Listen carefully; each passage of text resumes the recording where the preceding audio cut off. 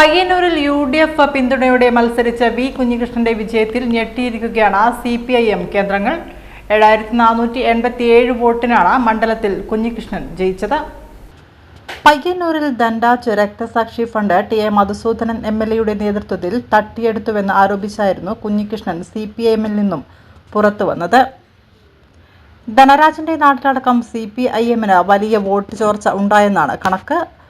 കുന്നുരുവിലെ 2 ബൂത്തുകളിൽ നിന്ന് 2021-ൽ UDF-ന് ലഭിച്ചത് 426 വോട്ടുകൾ മാത്രമായിരുന്നു.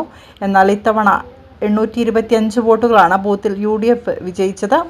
എന്നാൽ 2021-ൽ LDF-ന് 1315 വോട്ടുകൾ ലഭിച്ചിടത്ത് ഇത്തവണ അത് 876 വോട്ടിലേക്ക് ചുരുങ്ങി. പയ്യന്നൂരിൽ LDF സ്ഥാനാർത്ഥി ടി.ഐ. മധുസൂദനൻ മണ്ഡലത്തിൽ നേരിട്ടത് കനത്ത തിരിച്ചടിയാണ്. സ്വന്തം ബൂത്തിൽ പോലും മധുസൂദനൻ പിന്നിൽ പോയി. 106-ാം നമ്പർ ബൂത്തിൽ വി കുഞ്ഞികൃഷ്ണന് 292 വോട്ടുകൾ ലഭിച്ചപ്പോൾ ടി.ഐ. മധുസൂദനന് അതേ ബൂത്തിൽ ലഭിച്ചത് 207 വോട്ടുകളാണ്. ധനരാജ ഫണ്ട് തട്ടിപ്പ് വിവാദത്തിൽ കുഞ്ഞികൃഷ്ണന്റെ ആരോപണങ്ങൾക്ക് കൃത്യമായി മറുപടി നൽകാൻ CPIM തയ്യാറാകാതെ മധുസൂദനനെ തന്നെ വീണ്ടും സ്ഥാനാർത്ഥിയായി പ്രഖ്യാപിക്കുകയായിരുന്നു.